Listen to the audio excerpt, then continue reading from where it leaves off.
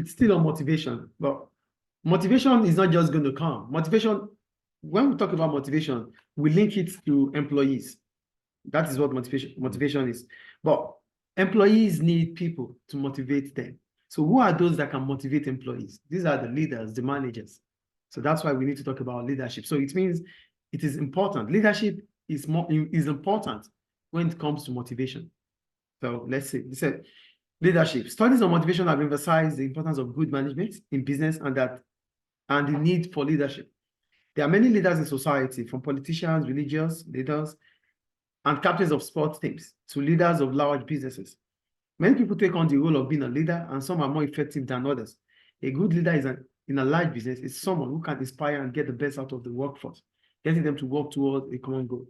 So you are a leader if you are able to put a group of people together, motivate them, and ensure that they are able to achieve the set of goals. That makes you a leader. So managers are not leaders. Managers are people that want things to be done. They have limited time to get it done. So their focus is always on the results. But for leaders, no.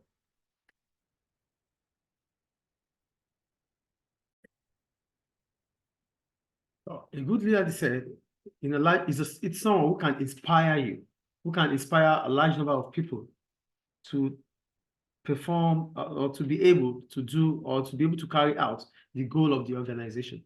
For managers are not all managers can be leaders, but all leaders are managers. That's the logic behind it. So managers, they set targets, they have to meet the target, and that's all. So they care more about the outcome. That's managers for you. They care more about the outcome. But for leaders, they care more about the welfare and how to inspire them before the outcome. So it comes to the employees first. What are those things that are needed to be done that would allow them, that would enable them to carry out or to be able to achieve that goal? That's how leaders work. So they work towards you, they work to your side. They want to know what your strengths are, what your weaknesses are. They lead. And for you to lead, it means a leader is a person who tells us what to do, guides us on how to do it to achieve a set of goals. You see, he tells us what to do, he guides us how to do it. That means he's always there at the forefront. So he's not just going to say it and get it done. No. He will make sure you see how it's done. That's why he's a leader. He has to inspire you. Yes. So that takes us to the styles of leadership. So we have different styles of leadership. We have autocratic leadership style, we have democratic leadership style, and we have laissez-faire leadership style. So we're starting with autocratic. Why is it called autocratic? Here they go. So autocratic leadership is where the manager expects to be in charge of the business and to have their orders followed. They keep themselves separate from the rest of the employees. They make virtually all the decisions and keep information to themselves. They tell employees only what they need to know. Communication in the business is mainly one way, that is downward or top down. And the workers have little or no opportunity to comment on anything. So it is autocratic because you have channeled every information to yourself. So it is, you only let them know what they need to know. So all decisions comes from you. You don't need their opinion before you take decisions. So you just have to let them know what they have to do, and they have to get it done. They don't have to question whatever your authority. They can't question your authority. They can't even suggest. That makes you an autocratic leader. But there are different situations that will make autocratic leadership style suit, is a style. There are different businesses that such style will fit into. So you have to put in mind that autocratic leadership might be bad, might be good. It depends on the system you want to run it with. So let's go to the potential advantage here. They said the potential advantage, quick decision making, for example, during a crisis. Here, because it's autocratic, it's a style. Most of the time, the military, they use autocratic system. So the potential advantage about autocratic style is that decision can be so fast. So crisis is happening. There are crises around. You don't need to seek people's opinion before you take a stand on such decision. Do you understand? So that's why autocratic is okay. When there is crisis, when crisis is happening, we need somebody to stand and tell us this is how it should be, and that's all. So autocratic style works in such situation. Now, what is the problem about autocratic system? They said no opportunity for employee input into the key decisions, which can be demotivating. The problem is that employees do not have opportunity to register their suggestion, to tell or to explore what, or to give opinion about situations. And this could be demotivating. We're working, but we can't suggest. But we see we are on the field. We know what is happening. So we cannot give suggestion on how things can be done well. This can be demotivating. So an employee's voice is not being heard. I think it's clear. Yes. That is about autocratic. That takes us to democratic. For democratic leadership, it's a democratic leadership gets other employees involved in the decision-making process. Information about future plans is openly discussed before the final decision is made. Often by the leader, communication is both downward or top-down, or upward or bottom-up. So for democratic leadership style, it's basically seeking opinion. Your suggestions are welcome.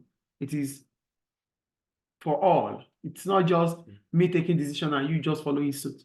So I will take decision. Yes, there is final decisions from me, but I can still seek your opinion towards that before I take that decision. That is democratic. Yes. Do you understand? You know what democracy is? Democracy. Yeah. It involves people's opinion. Yeah, democracy, yes. It involves people's opinion. So it's democratic. We call it, democracy is the government of the people, for the people, by the people. That is what democracy is. So democracy is all about the people. For, by, of. Do you understand? So it means that people's opinion are important. Like it's necessarily, or no? It's politics or government. You will see it in global perspective. Yeah. Okay. So for democracy, it means that individuals, leaders are not just taking decisions. They are taking decisions, putting into consideration suggestions, opinions of people. That is democratic leadership style. Do you get democratic here? Yes. So what is the possible advantage here? They said better decisions could result from consulting with employees and using their experience and ideas, as well as being a motivating factor. The advantage about using democratic leadership style is that you seek opinions of people. It means you might be able to make better decisions. Sometimes they used to say 2 heads are better than 1. So you have a lot of people around you, surrounding you, with different ideas that you can pinpoint to use in taking your final decision. So you might be able to take the better decision. Yes. Because it's democratic. And because employees' opinions are heard, because opinions of employees are welcome, they can be motivated.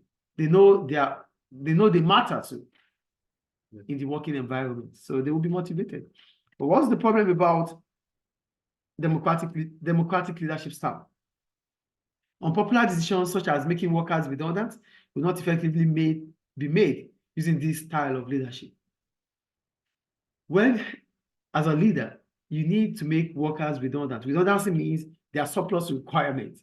So do you think you have to seek opinions of employees before telling them that, do you think seeking opinions of employees that, who amongst you should we make redundant? Yeah. So it's unpopular. Decisions such as redundancy, which has to be autocratic, which has to be fair, you can't take it with democratic leadership style. Do you get it? That's the problem there. Yes.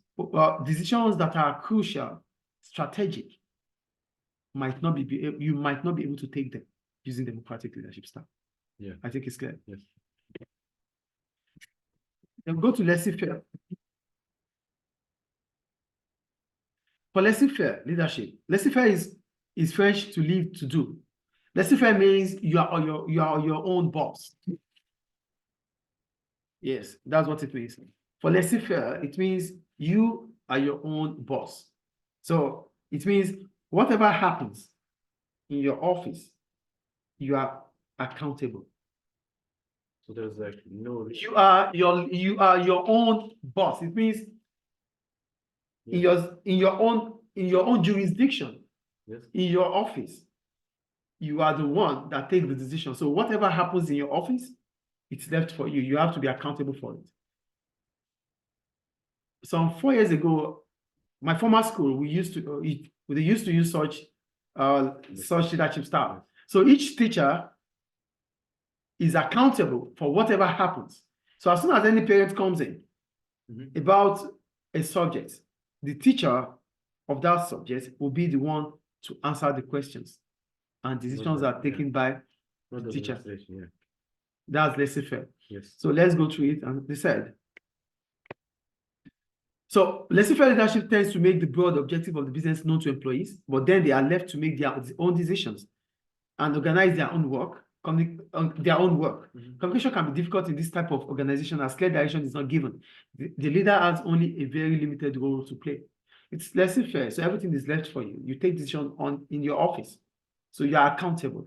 It's your office, it's your responsibility. So you don't really have a leader that puts you through or that gives you a clear role to play. So you decide, you design how your structure will be like. So what is the advantage about this? It encourages employees to show creativity and responsibility. Because I'm my own boss, because I take decisions about my department, my subjects. So it gives me a sense of responsibility. And I will be more, I want to make sure I do it well, because I am accountable to whatever happens there. So I might be creative. And that would definitely increase output. Yeah. The problem, unlikely to be appropriate in organizations where a consistent and clear decision-making structure is needed. For example, in providing customer care. The problem about laissez-faire leadership style is that there are some places that you would need maybe teamwork. You would need to attend to people, a whole lot of people. So your own way might not suit the whole situation. So you might not be your style might not suit the situation. Do you get what I'm saying there? There are some situations that, like customer care. Customer care is all about the customers. Using laissez-faire leadership style for customers might create an havoc. It might be a problem because you would think this is the way it should be, but the customers are king. They are the ones the business is looking up to. So you deciding in such situation might make the business to lose a lot of customers. So customers are key. Then it means that there's a structure for customers, not your own way. So decisions about customer care cannot be done through laissez-faire leadership style. It might make the business to lose a lot of customers. It has to be democratic.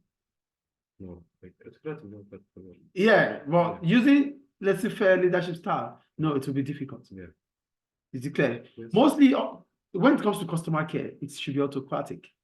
But yeah, I think everything should be. Because if you are not accountable to people, then you might be careless. Yeah.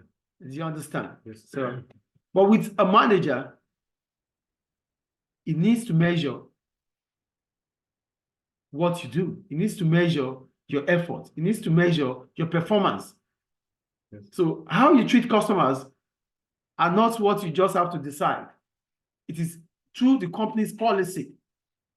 But giving you that responsibility to do, you might be out of the policy or the rules or the norms of the business. Yes. So that's why it's difficult to use, or it's the problem using laissez-faire leadership style. Is it clear? So the style of leadership used by a manager can vary depending on the employees being dealt with and the problem to be solved. For example, managers may not be autocratic leaders all of the time.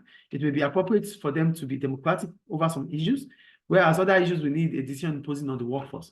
Different situations often require different styles of leadership. The way in which a manager deals with a situation can have a very important impact on people and how they react to the manager. It is important to remember here that a good manager will adopt the style of leadership that best suits each situation. So the moral of the story is that as leaders, as managers, you have to think about the kind of style you want to use based on the situation on ground. So that's all about leadership. Is it clear? There's this leadership style. The picture. Yeah, okay. You want me to explain it? Autocratic. Yeah, we have autocratic, we have democratic and laissez-faire. So do you think, okay, well, it depends on, like they said, do you think, do X or Y as you think best? So what they're saying here is that do, that is autocratic. You can't suggest. You don't have any other choice than to do what is being said to be done. Yes. Do you think? So that means your opinions are welcome, your suggestions are welcome. And the other one is do it as you want. As you want. So whatever happens, it's your responsibility. So that's all about leadership. Is it clear? Yes.